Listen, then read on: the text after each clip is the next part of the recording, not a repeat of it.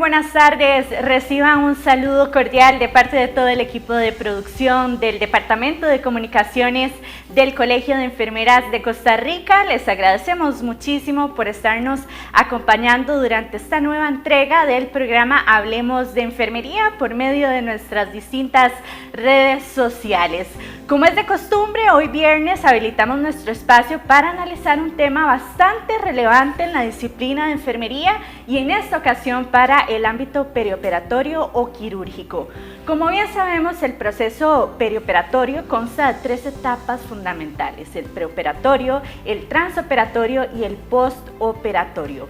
Respecto a este último, se segmenta también en 3 principales, como lo son el postoperatorio inmediato, el mediato y el tardío. Partiendo de estos conceptos, también existen procesos paralelos que se desarrollan a cualquiera de estos ámbitos, tal y como lo es el procesamiento de material que se utiliza en el transoperatorio, como es por ejemplo la limpieza y desinfección del instrumental quirúrgico.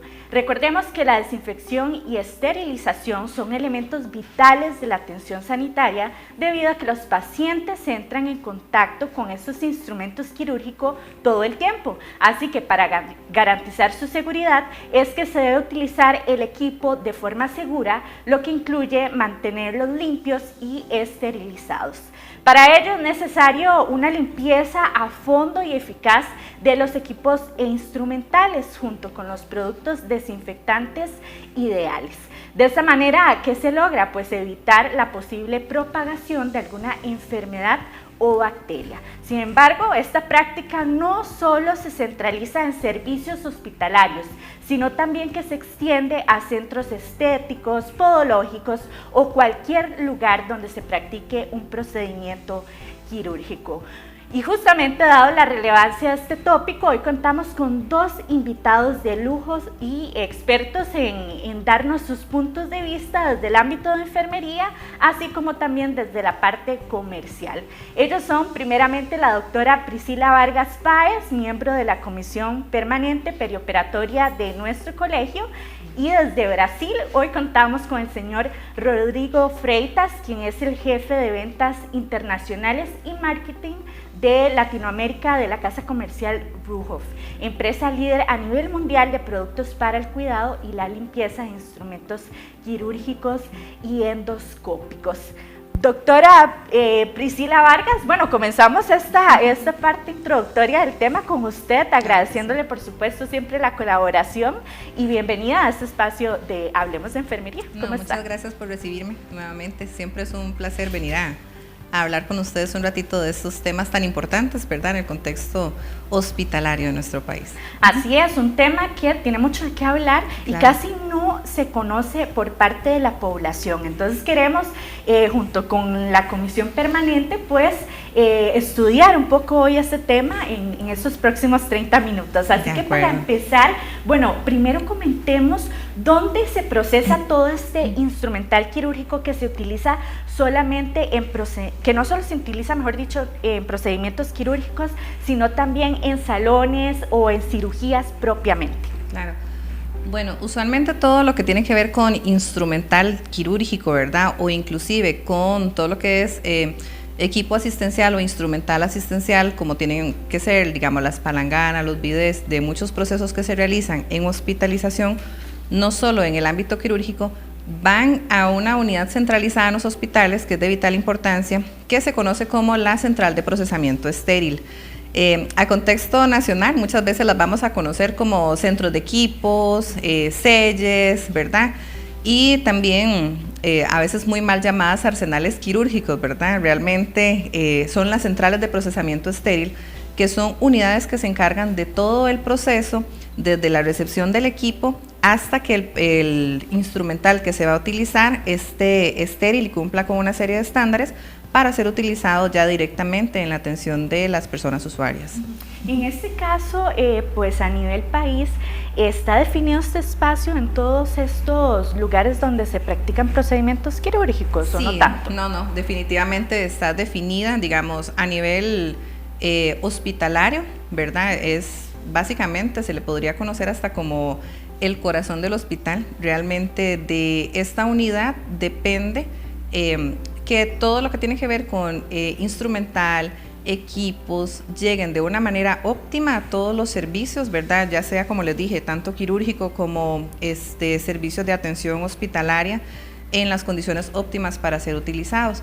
Existen a nivel del Ministerio de Salud normas de habilitaciones que inclusive rigen su uso, ¿verdad? Desde la parte de la infraestructura, la parte de estándares, indicadores, personal, ¿verdad? Entonces, sí realmente está justificada, ¿verdad? Y a nivel privado es exactamente lo mismo, ¿verdad? Es un contexto nacional que está muy definido y los procesos, no solo a nivel nacional, sino a nivel internacional, son muy claros para poder utilizarlo. Hay clasificaciones reconocidas de los tipos de instrumental también que van a depender, digamos, los procesos de limpieza, desinfección, esterilización, según la clasificación del instrumental. Entonces, es algo con lo que todo centro de atención y todo procedimiento que implique, digamos, un riesgo o que se use en una persona debe de pasar por alguno de estas etapas, ¿verdad? Ya sea algo muy básico como una limpieza hasta algo un poco más complejo como un proceso de esterilización. Precisamente nos gustaría que nos ahondaras un poco en esas etapas y procesos, ¿verdad?, que se dan en la parte de procesamiento estéril y en sí en qué constan, ¿verdad? Porque tal vez a veces hay hasta confusión tanto en la población como incluso hasta en los profesionales sanitarios. Ok, bueno, tal vez vamos a referirnos a el más complejo que viene a ser el procesamiento que se le da a un instrumental conocido como crítico, ¿verdad? ¿Por qué? Porque va a tener que utilizarse en una persona en un área estéril, ¿de acuerdo? Que es el más complejo. Entonces, va a haber un centro de limpieza y desinfección, que es donde usualmente cuando se usa el instrumental va a llevarse, ahí se le va a dar una limpieza previa, igual con estándares, con indicaciones, con la calidad que se merece.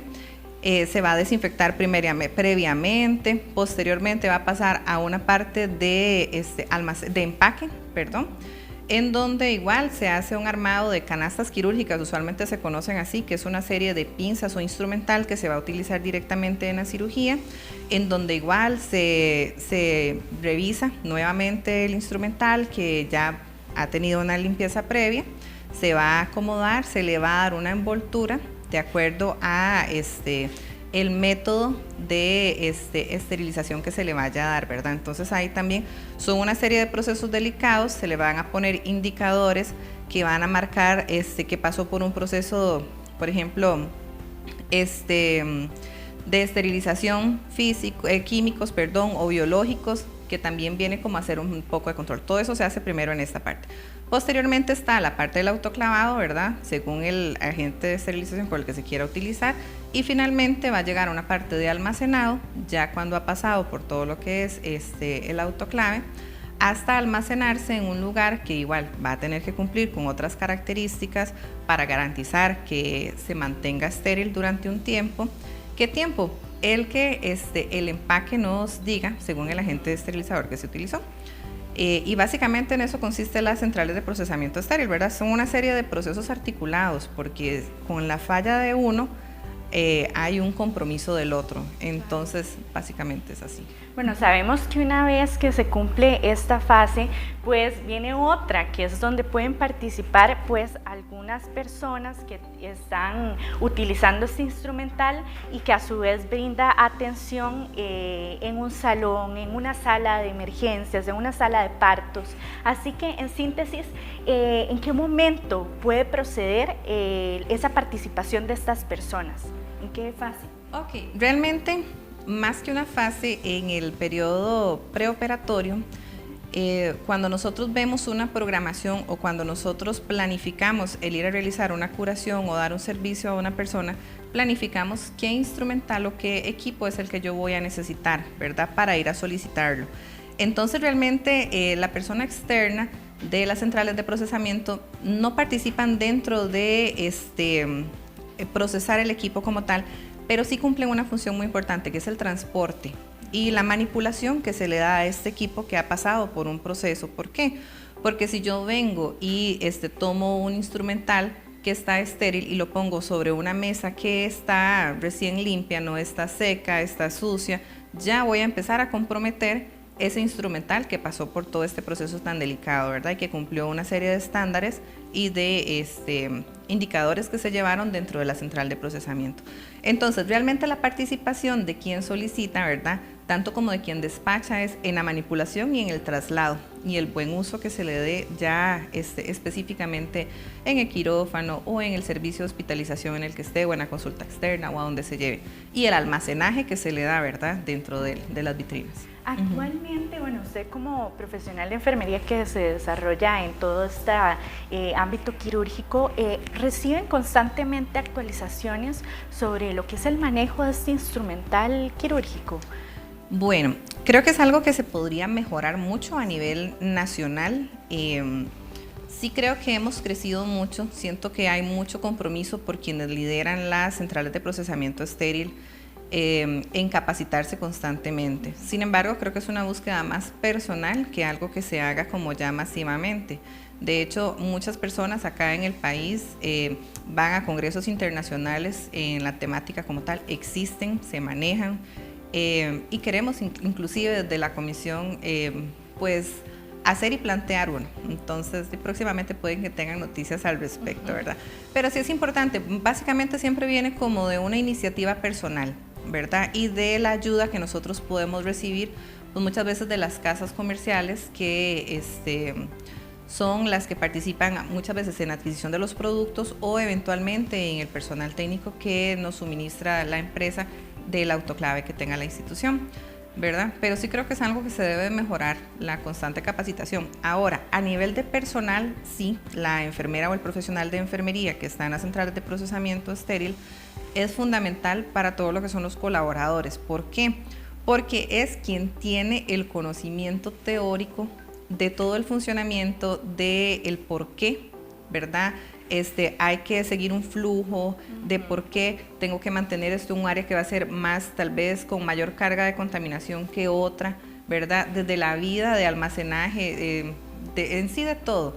Entonces, la educación continua que se le dé al personal que nosotros tenemos a cargo es vital para que los procesos se lleven bien, ¿verdad? Entonces, es como un conjunto de todo. Si existe mucha educación, tiene que haber inclusive una orientación para que una orientación y una capacitación para una persona pueda llegar a hacer ese trabajo a las centrales de procesamiento, hasta conocer el producto, ¿verdad? Que es algo fundamental. Por supuesto, y de hecho ya para finalizar esta primera parte quería consultarle eso. ¿Qué estrategias se están manejando en este momento para determinar si un producto es viable o si se puede utilizar, ¿verdad?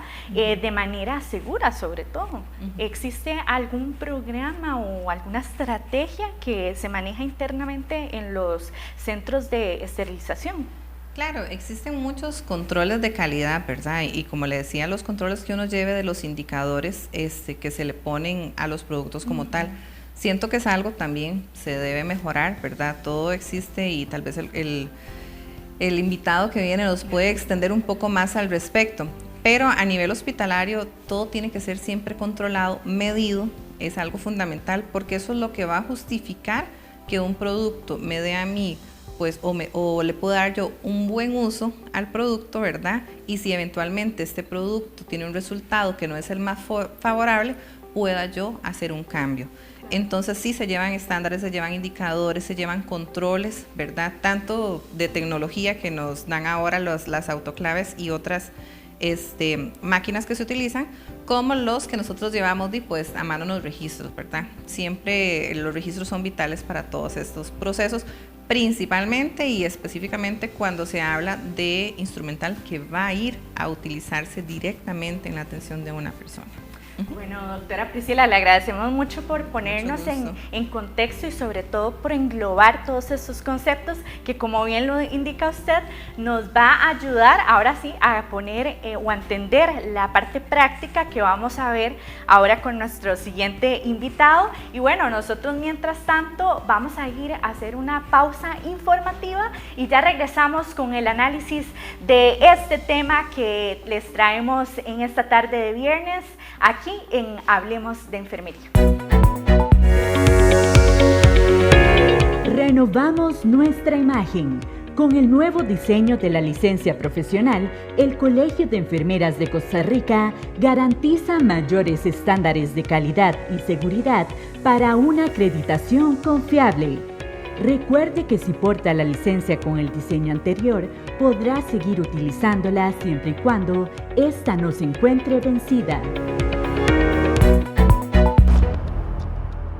Los falsos profesionales de enfermería existen y estos atentan la atención de la salud de la población, ocasionando daños irreversibles. Exija la licencia al profesional de enfermería y no ponga en manos de cualquiera su vida ni la de su familia. Denuncie al 2519-6805. El Colegio de Enfermeras de Costa Rica vela por su bienestar y seguridad.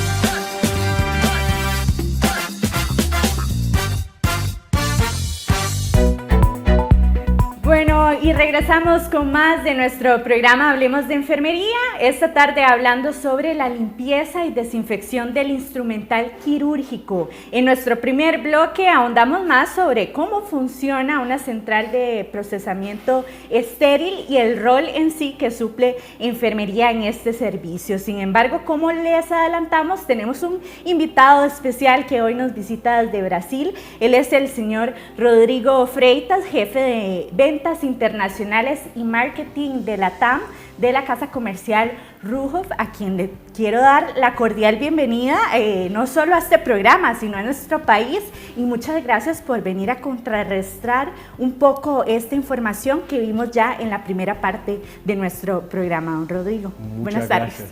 Muchas gracias, buenas tardes. Muchas gracias a ustedes por me invitar, es un honor estar acá en Costa Rica una vez más. Y acá estamos para cambiar algunas ideas, algunas experiencias, y me encanta todo ese trabajo que están haciendo por aquí. Bueno, qué dicha y qué honor también tener a personas como usted que nos vienen a aportar buena información, sin duda alguna. Les comento que don Rodrigo es representante de esta empresa que ya les mencioné, donde tiene 10 años de experiencia en el mercado hospitalario internacional y en centrales de equipos y esterilización. Y don Rodrigo, bueno, primero que todo queremos que nos amplíe sobre esas fases de limpieza y desinfección, pero partamos desde el concepto de qué se entiende por limpieza y desinfección cuando hablamos de un instrumento quirúrgico. ¿Cuáles son las principales diferencias? Perfecto. Bueno, es un tema bien amplio, ¿sí? que me encanta, pero sí, las diferencias son el enfoque. Es siempre la reducción de carga orgánica, ¿sí? La reducción de contaminantes. Entonces, empezamos separando las dos fases. La fase de descontaminación, que es la fase de reducción de biocarga, ¿sí? Que es la fase que involucra el prelavado, el lavado, mantenimiento, secaje, inspección, ¿sí? Validación. Y después movemos al proceso de desinfección y esterilización. ¿Sí? Entonces, estos dos conceptos sí están, obvio, directamente relacionados, pero uno es extremadamente importante, que es la primera fase, ¿sí? Que es la fase de reducción de carga orgánica, porque sin eso no logramos la desinfección, ¿sí? Y no logramos la esterilización de los instrumentos.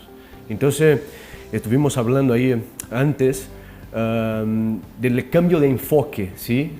Que tuvimos en los últimos años en congresos y todo más, sobre en verdad hablar muy bien sobre el proceso de reducción de carga orgánica muy bien hecho para entonces garantizar las fases siguientes, ¿sí? De descontaminación en sí por completo. De hecho, bueno, en la investigación de este tema, específicamente cuando hablamos del instrumental quirúrgico, siempre ha prevalecido una gran problemática, como es la presencia de los biofilms, que son aquellos gérmenes que se vuelven resistentes a desinfectantes que tratan de eliminarlos.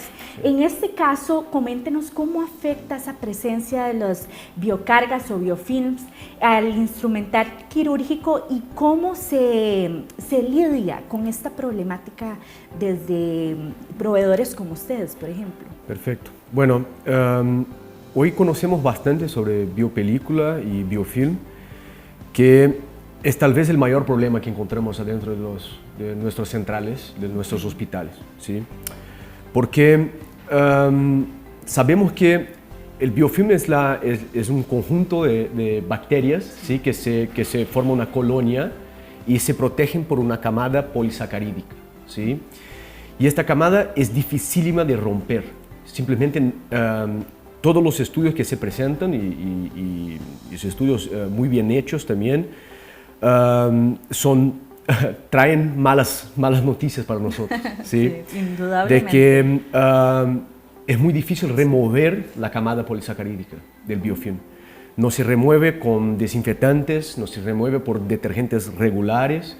Entonces debemos sí enfocar en evitar la formación de la biopelícula, ¿sí? El primer paso, ¿sí? Sabemos que las bacterias que están adentro de esta colonia son 1000 veces más resistentes a las bacterias afuera de esta colonia, ¿sí? Entonces también es relacionado como los mayores causadores de infecciones hospitalarias, son las biopelículas, los biofilms. Bueno, entonces, ¿qué podremos hacer, ¿sí? Para que evitemos la formación?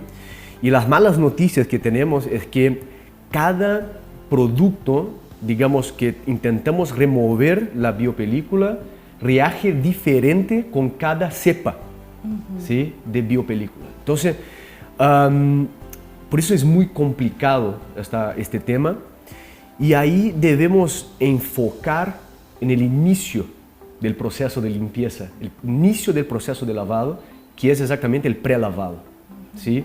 Porque también los estudios apuntan que el biofilm se forma en pocos minutos, empieza a se formar en pocos minutos después de la presencia de la carga orgánica, ¿sí? en el instrumento. Y eso inevitablemente es lo que se pasa en la gran mayoría de nuestras unidades de salud, ¿sí?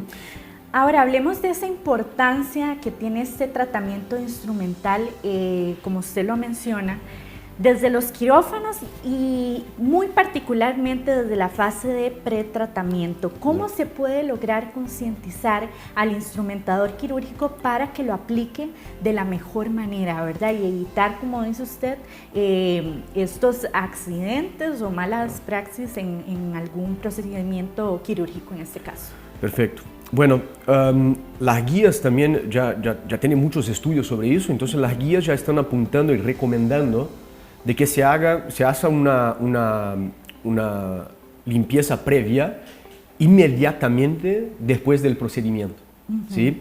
En inglés llamamos por ejemplo, para endoscopía, que son los problemas que tenemos gigantes de biofilm dentro de los lumens, que es un equipo dificilísimo de limpiar, ¿sí? Digamos que es el peor escenario de limpieza, son la parte de endoscopio. Decimos el bedside cleaning, ¿sí? Que es la limpieza al lado de la cama del paciente, ¿sí? Es así que platican. Entonces, la recomendación que decimos es hacer cualquier cosa para evitar que la carga orgánica se seque, ¿sí? Que tiene un resecamiento de la carga orgánica o que sigue la presencia de materia orgánica por tiempo demasiado ahí al instrumento. Entonces, el profesional, hay muchas pláticas, ¿sí? Hay pláticas, por ejemplo, hay hospitales que tienen más condiciones de inversión en productos, ¿sí?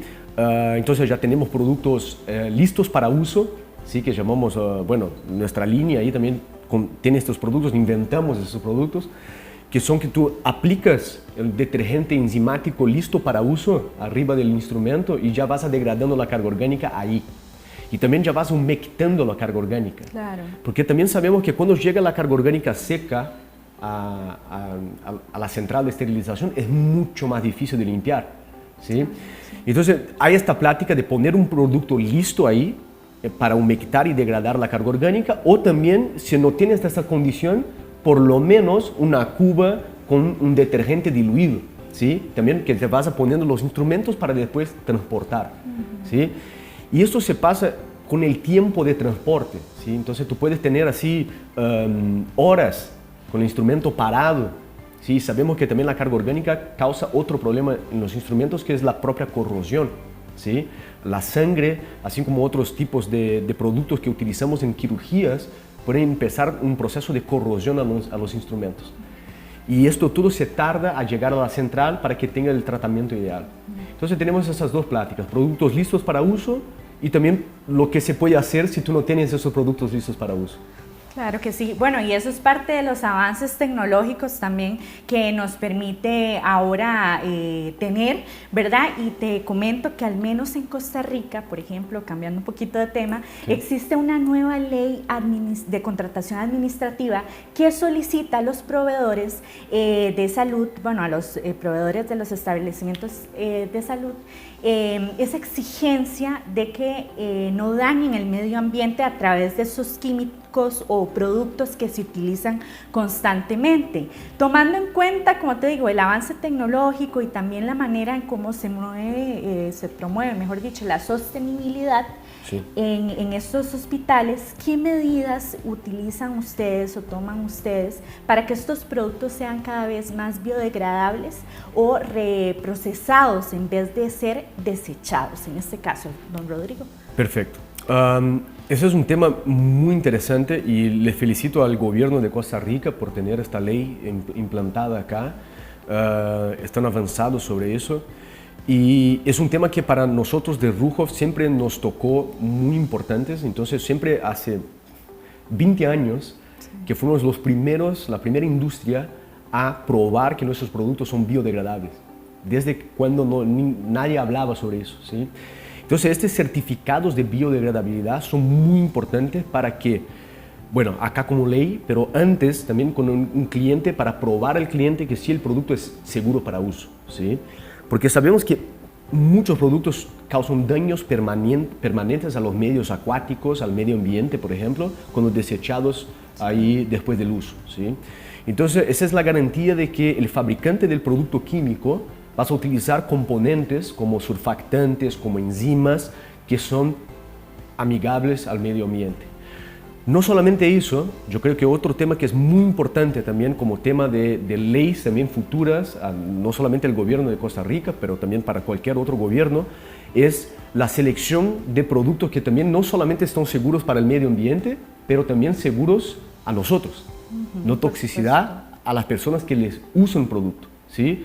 Nosotros los empleados de los hospitales que están manejando productos químicos todos los días, ¿sí? Que nos dañan a nosotros, ¿sí? Que no son tóxicos para este manejo también. Y desafortunadamente, muchas empresas internacionales y nacionales muchas veces sacan este tipo de información para vender internacionalmente o a donde sea o domésticamente. Entonces tenemos que hacer una investigación muy fuerte al respecto de la composición de estos productos, ¿sí? Y saber por los símbolos que están presentes en las etiquetas de los productos, en las hojas de seguridad, los significados de estos símbolos, ¿sí? Para que nosotros tenemos la conciencia y la seguridad que estamos utilizando un producto de alta calidad, ¿sí? Y eso es un deber del fabricante, ético del fabricante. Exactamente, ¿sí? Y qué bien que lo toca, porque lo más importante en todos estos procesos sin duda es garantizarle al paciente su seguridad y sobre todo en el proceso de esterilización. Claro. Y me lleva a la próxima pregunta. En todos estos años de su experiencia, ¿cuál ha sido entonces ese desarrollo y esa evolución a la que se debería o que se está orientando estos procesos de limpieza y de desinfección en los centros de esterilización u hospitalarios en este caso? Perfecto. Bueno, en los últimos años miramos un cambio de concientización de dos maneras. Primero, saber que el lavado es el paso más importante, ¿sí? De todo el procesamiento del instrumental.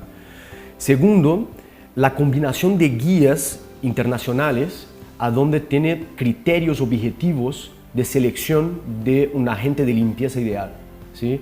Entonces, estos criterios muy objetivos están ahí ya presentes en guías que sean estadounidenses, brasileñas, colombianas, costarricenses.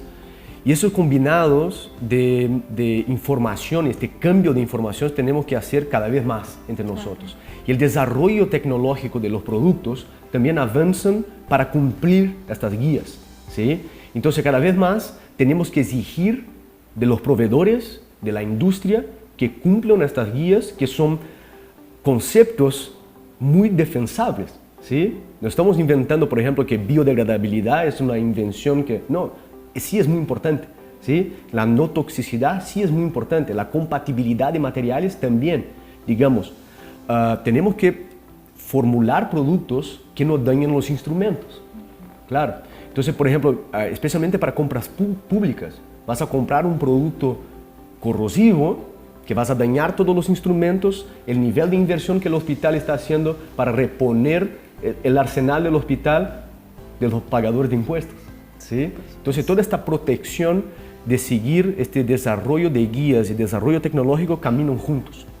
Y es deber de la industria ayudar con la educación, ¿sí? de los mercados.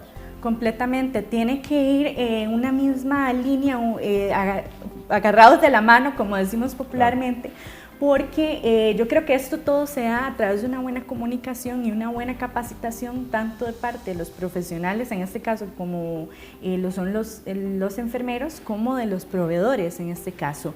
Y precisamente ya casi para finalizar, se nos ha ido muy rápido este programa, queremos cerrar esta entrevista con sus recomendaciones de cómo se puede lograr esa sinergia, en este caso entre profesionales de enfermería y los proveedores, como lo son ustedes, ¿verdad?, para obtener esos resultados positivos en la seguridad de la atención del paciente quirúrgico. Puntualmente, ¿cuáles serían esas recomendaciones que da usted desde su experiencia? Bueno, de nuestra parte, nosotros nos gustamos de hacer inversión en educación, ¿sí? Es una inversión de largo plazo, ¿sí? No es una inversión, digamos, que van a recolectar resultados de corto plazo, pero sí creemos que una mejor educación del mercado vas a resultar en una mejor selección de productos, ¿sí? Entonces, si la industria tiene confianza en su producto, quieres que el mercado se quede cada vez más educado, ¿sí? Entonces, también decimos a nuestros distribuidores, a nuestros vendedores, que en verdad no son vendedores, tienen que ser consultores de proceso de lavado. Eso que nosotros decimos. Entonces, por ejemplo, la industria tiene que entender que cuando llega a ofrecer un producto al cliente final, tiene que entender las dores del cliente final, ¿sí? Y tiene que entender lo que podremos ayudar para mejorar el proceso del cliente, ¿sí? Junto, obviamente, con las ideas del cliente, porque sabemos que cada uno tiene sus problemas y sus características especiales, ¿sí? Entonces, por eso, creo que debemos hacer este cambio de informaciones y inversión en congresos, inversión en invitar para otros charlantes, ¿sí? Otras personas así, para que este cambio de experiencias entre muchos países, ahí estamos, tecnologías tenemos para eso, ¿sí? Hoy en día ahí estamos transmitiendo por video muchas cosas, entonces la educación se quedó más accesible, ¿sí? Entonces por eso que eso es lo que creemos, ¿sí? Una inversión a largo plazo y tenemos resultados positivos por eso. Que sea así y bueno, ojalá que en este espacio hayamos podido desarrollar un poco esos puntos más importantes, ¿verdad? Y don Rodrigo, le agradecemos muchísimo su participación, de verdad que muy valiosa para este espacio y como siempre lo decimos, sobre todo para el conocimiento de nuestros profesionales que nos ven. Y ojalá tenerlo de nuevo aquí en Costa Rica, que esta vez no sea por trabajo, para que venga y disfrute de las bellezas de nuestro país. Seguro que sí, muchas gracias por la invitación de nuevo. Me encanta estar acá en Costa Rica y espero pronto regresar.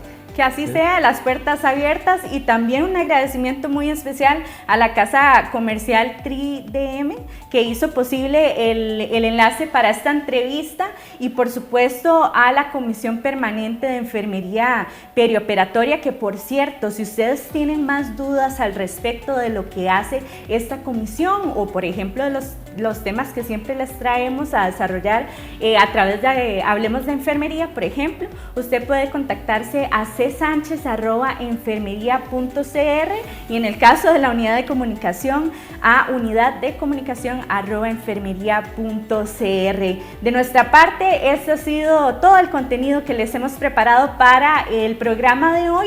Recordarles que todos los viernes a las 4:30 de la tarde nos vemos aquí en este programa Hablemos de Enfermería, producción oficial de la unidad de comunicaciones. Que tengan un excelente viernes y un feliz fin de semana. Hasta pronto.